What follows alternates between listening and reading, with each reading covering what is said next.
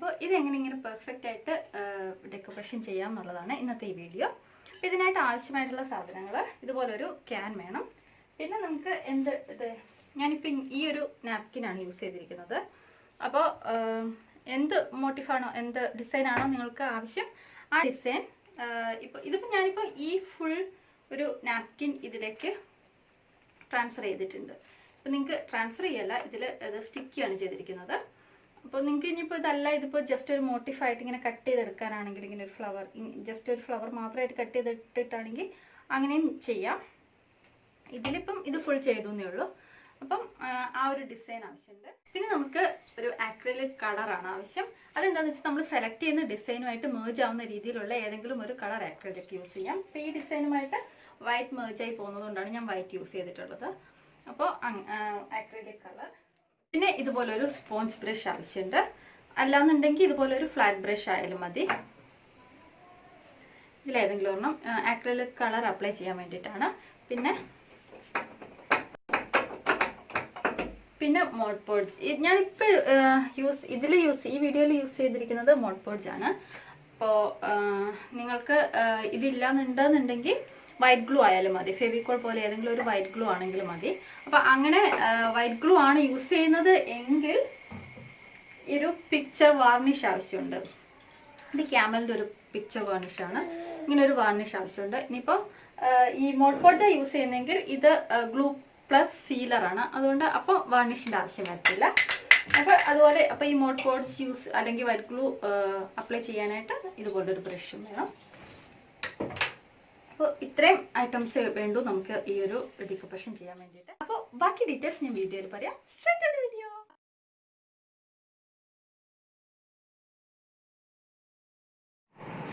ഇന്ന് ഞാനിപ്പോൾ ഇവിടെ ഈ ഒരു ടിൻ ക്യാനാണ് ഡെക്കറേഷൻ ചെയ്യാൻ വേണ്ടിയിട്ട് എടുക്കുന്നത്.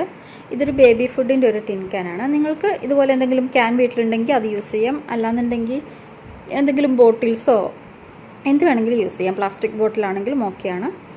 അപ്പോൾ അതിനായിട്ട് നമുക്കിതിനൊരു ബേസ് കോട്ട് കൊടുക്കണം. അപ്പം ഞാൻ എടുത്തിരിക്കുന്ന ഡിസൈൻ എന്ന് പറയുന്നത് അതിൻ്റെ ബാക്ക്ഗ്രൗണ്ട് വൈറ്റ് ആണ്. അപ്പോൾ അതുകൊണ്ട് ഞാനൊരു വൈറ്റ് ബേസ് കോട്ടാണ് കൊടുക്കുന്നത്. അപ്പോൾ നിങ്ങൾ ഏത് ഡിസൈനാണോ എടുക്കാൻ ഉദ്ദേശിക്കുന്നത് ആ ഡിസൈനുമായിട്ട് മാച്ച് ആവുന്ന രീതിയിലുള്ള ഒരു ബേസ് കോട്ട് വേണം കൊടുക്കാൻ. ഇപ്പോൾ ഇന്ന് ഞാൻ സെലക്ട് ചെയ്തിരിക്കുന്ന ഡിസൈൻ എന്ന് പറഞ്ഞിട്ടുണ്ടെങ്കിൽ ടിന്നെ ഫുള്ളായിട്ട് കവർ ചെയ്യുന്ന രീതിയിലാണ് ചെയ്യാൻ പോകുന്നത്. അപ്പോൾ അതുകൊണ്ട് തന്നെ എനിക്ക് ബേസ് കോട്ട് എന്ന് പറഞ്ഞാൽ ഒരു അത്ര കട്ടിക്ക് കൊടുക്കേണ്ട ആവശ്യമില്ല. അതുകൊണ്ട് ഞാൻ ഒരു ലെയർ മാത്രമേ ബേസ് കോട്ട് അടിക്കുന്നുള്ളൂ. അപ്പോൾ നിങ്ങളേത് എന്തെങ്കിലും ഒരു ഫ്ലവർ അങ്ങനെ എന്തെങ്കിലും ജസ്റ്റ് അത് മാത്രമായിട്ട് കട്ട് ചെയ്ത് വെക്കാനാണ് ഉദ്ദേശിക്കുന്നതെങ്കിൽ ഒരു 2 കോട്ടെങ്കിലും ബേസ് കോട്ട് അടിക്കണം. ഇതിപ്പോൾ ഞാൻ ഒരു 1 കോട്ട് മാത്രമേ അടിക്കുന്നുള്ളൂ. അതിനുശേഷം ഇത് ഡ്രൈ ആയതിന് ശേഷമാണ് നമ്മളിതിൽ ഡെക്കറേഷൻ ചെയ്യാൻ പോകുന്നത്. ഇപ്പോൾ ഇതൊരു 1 കോട്ട് നമ്മൾ അടിച്ചിട്ടുണ്ട്. ഒരു സ്പോഞ്ച് ബ്രഷ് വെച്ചിട്ടാണ് കേട്ടോ ഞാനിത് ചെയ്യുന്നത്. അതാകുമ്പം ഭയങ്കര ഈസി ആയിട്ട് വേഗം സ്പീഡിൽ ചെയ്ത് തീരും. ഫ്ലാറ്റ് ബ്രഷിനെക്കാട്ടിൽ എപ്പോഴും നമുക്കിങ്ങനെ ബേസ് കോട്ടൊക്കെ കൊടുക്കാൻ ഈ സ്പോഞ്ച് ബ്രഷാണ് നല്ലത്. ഇപ്പോൾ നമ്മുടെ ഇത് ഡ്രൈ ആയിട്ടുണ്ട്. ഇനി നമുക്കിതിലേക്ക് ഡിസൈൻ കട്ട് ചെയ്തെടുക്കാം. അപ്പോൾ ഡിസൈൻ കട്ട് ചെയ്തെടുക്കുമ്പോൾ ഒരിക്കലും നമ്മൾ സിസേഴ്സ് യൂസ് ചെയ്യരുത്. സിസേഴ്സ് യൂസ് ചെയ്തിട്ടുണ്ടെങ്കിൽ അതിൻ്റെ എഡ്ജസ് എല്ലാം ഒരു ഹൈലൈറ്റഡ് ആയിട്ടിരിക്കും. അപ്പോൾ അത് നമ്മളത് ചെയ്ത് വരുമ്പോൾ അത് മേർജായി പോകത്തില്ല. നമ്മുടെ അതിൻ്റെ ബാക്ക്ഗ്രൗണ്ടുമായിട്ട് മേർജായി പോകണമെന്നുണ്ടെങ്കിൽ നമ്മളൊരു 0 സൈസ് ബ്രഷ് എടുത്തിട്ട് അതിൽ വെള്ളം നനച്ചിട്ട് ഇപ്പം ഞാൻ ഇതിൽ കാണിക്കുന്നത് പോലെ വേണം അത് കട്ട് ചെയ്തെടുക്കാൻ വേണ്ടിയിട്ട്. അതുപോലെ വെള്ളം നനച്ചതിങ്ങനെ പിന്നെ ലൈൻ വരയ്ക്കുമ്പോൾ ശ്രദ്ധിക്കേണ്ട കാര്യം എന്താണെന്ന് വെച്ചിട്ടുണ്ടെങ്കിൽ ഡിസൈൻ്റെ കറക്റ്റ് ഇപ്പം നമുക്ക് കട്ട് ചെയ്യേണ്ട ഡിസൈൻ ഇപ്പം നമ്മൾ സിസേഴ്സ് വെച്ച് കട്ട് ചെയ്യുകയാണെങ്കിൽ കറക്റ്റ് എഡ്ജിൽ കൂടിയല്ലേ കട്ട് ചെയ്യുക. ഇതൊരിക്കലും കറക്റ്റ് എഡ്ജിൽ കൂടി ഇങ്ങനെ ചെയ്യരുത്. അങ്ങനെയെന്ന് പറയുമ്പോൾ നമ്മളിതിങ്ങനെ ഇതിൽ വെള്ളവും കൂടി ഉണ്ടല്ലോ. അപ്പം അതിങ്ങനെ കീറുന്ന സമയത്ത് ചിലപ്പോൾ നമ്മുടെ ഡിസൈനും കൂടി അതിൻ്റെ കൂടെ കീറിപ്പോകാൻ ചാൻസ് ഉണ്ട്. അതുകൊണ്ട് കുറച്ച് സ്പേസ് വിട്ടിട്ട് കുറച്ച് വെളിയിലൂടെ വേണം ഇങ്ങനെ കട്ട് ചെയ്തെടുക്കാൻ വേണ്ടിയിട്ട്. കട്ട് ചെയ്യരുത് ഒരിക്കലും, കീറിയെടുക്കാൻ വേണ്ടിയിട്ട്. ഇതുപോലെ ബ്രഷ് വെച്ചിട്ട് വാട്ടർ അപ്ലൈ ചെയ്തിട്ട് അതിങ്ങനെ കീറിയെടുക്കണം, കൈ കൊണ്ട് കീറിയെടുക്കണം. എങ്ങനെയാണെന്നുള്ള ഞാൻ ഇതിൽ കാണിച്ചു തരാം. ഇതുപോലെ ഡിസൈൻ്റെ പുറത്ത് കൂടെ മാത്രം ലൈൻസ് ബ്രഷ് വെച്ചിട്ട് ലൈൻസ് വരയ്ക്കുക.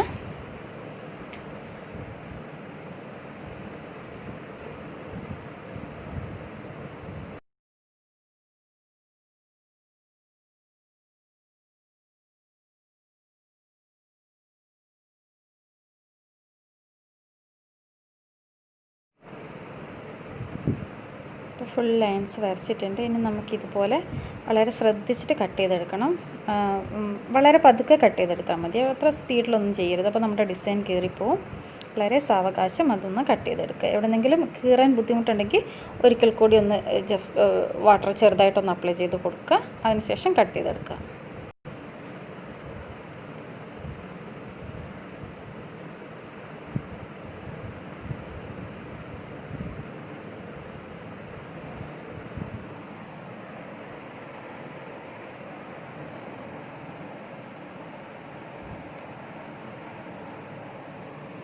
ഇതിപ്പോൾ ഫുള്ളായിട്ട് കീറിയിട്ടുണ്ട്. ഇതിപ്പോൾ ഒരു 3 പ്ലൈ ആണ് ഈ ടിഷ്യൂ വരുന്നത്.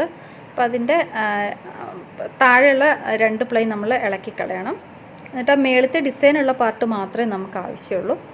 ഇപ്പോൾ അതിൻ്റെ താഴെയുള്ള 2 ലെയർ ഞാൻ ഇളക്കി കളഞ്ഞിട്ടുണ്ട്. ഇനിയിപ്പോൾ ഈ ഒരു ഡിസൈനുള്ള ഈ ഒരു ചെറിയ ലെയർ മാത്രമേ നമുക്ക് ആവശ്യമുള്ളൂ.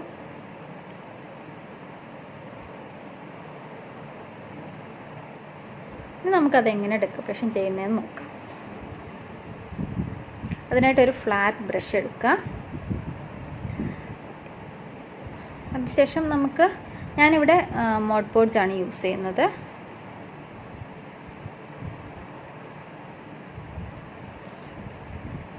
നിങ്ങൾക്ക് വൈറ്റ് ഗ്ലൂ വേണമെങ്കിലും ഉപയോഗിച്ചാൽ മതി കേട്ടോ. ഇത് തന്നെ വേണമെന്ന് നിർബന്ധമല്ല.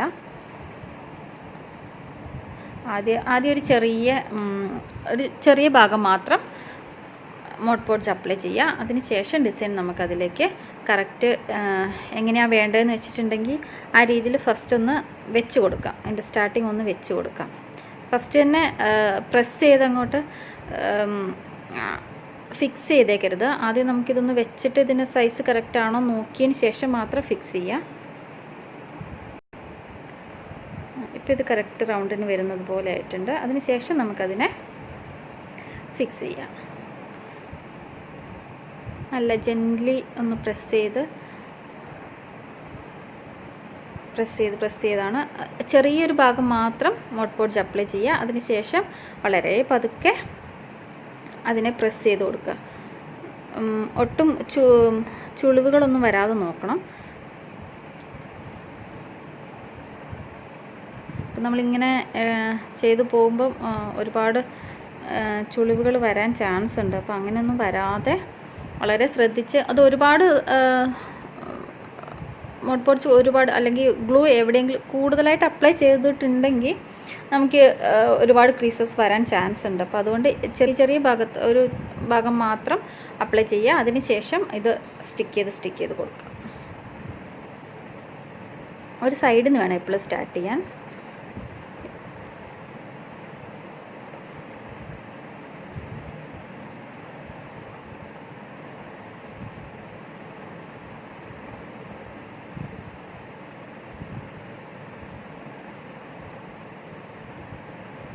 എവിടെയെങ്കിലും ചെറിയൊരു ചുളുക്കുണ്ടെന്ന് തോന്നിയാൽ ജസ്റ്റ് ഒന്ന് പതുക്കെ ഒന്നുകൂടി പൊക്കിയിട്ട് വീണ്ടും അമർത്തി ഒന്ന് പ്രസ് ചെയ്ത് കൊടുക്കുക.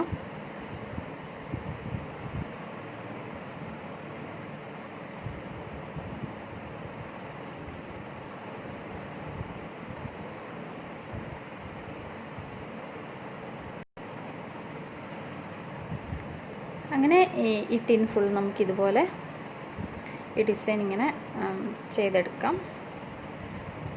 ഒരുപാട് കട്ടിക്ക് ഗ്ലൂ അപ്ലൈ ചെയ്യരുത് കേട്ടോ. ചെറുതായിട്ട് മാത്രമേ ഗ്ലൂ അപ്ലൈ ചെയ്യാൻ പാടുള്ളൂ. ഒരുപാട് കട്ടിക്ക് ഗ്ലൂ അപ്ലൈ ചെയ്തിട്ടുണ്ടെങ്കിലും ക്രീസസ് വരാൻ ചാൻസ് ഉണ്ട്. ഒരുപാട് കട്ടിക്കും അപ്ലൈ ചെയ്യരുത്, ഒരുപാട് സ്പേസ് ഒരുമിച്ചും അപ്ലൈ ചെയ്യരുത്.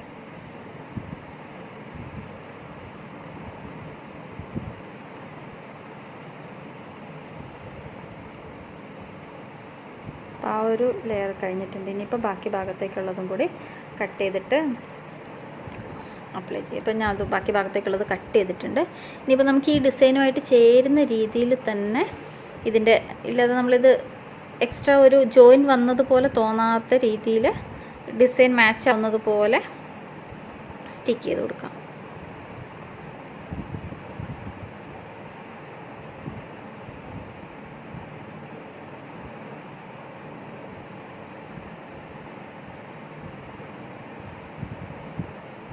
ഇനി വീണ്ടും ആദ്യം ചെയ്തതുപോലെ തന്നെ വീണ്ടും മോഡ് പോഡ്സ് അപ്ലൈ ചെയ്യുക. പ്രസ് ചെയ്ത് കൊടുക്കുക. അതുപോലെ ഫുള്ളായിട്ട് നമുക്ക് അപ്ലൈ ചെയ്തെടുക്കാം.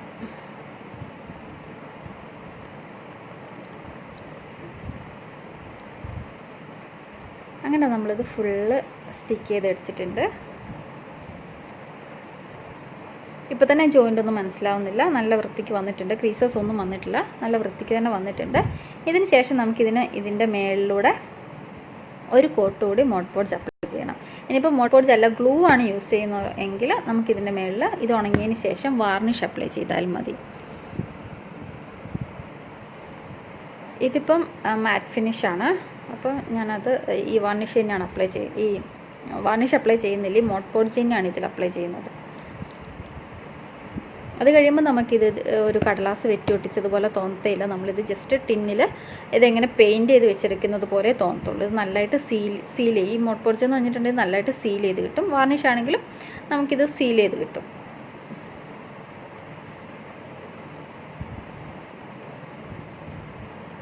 നമ്മളെപ്പോഴും ഒട്ടിക്കുമ്പോൾ ശ്രദ്ധിക്കേണ്ടത് ക്രീസസ് ഒന്നും വരാതെ നല്ല വൃത്തിക്ക് സാവകാശം ഒട്ടിച്ചെടുക്കാൻ ശ്രദ്ധിക്കണം.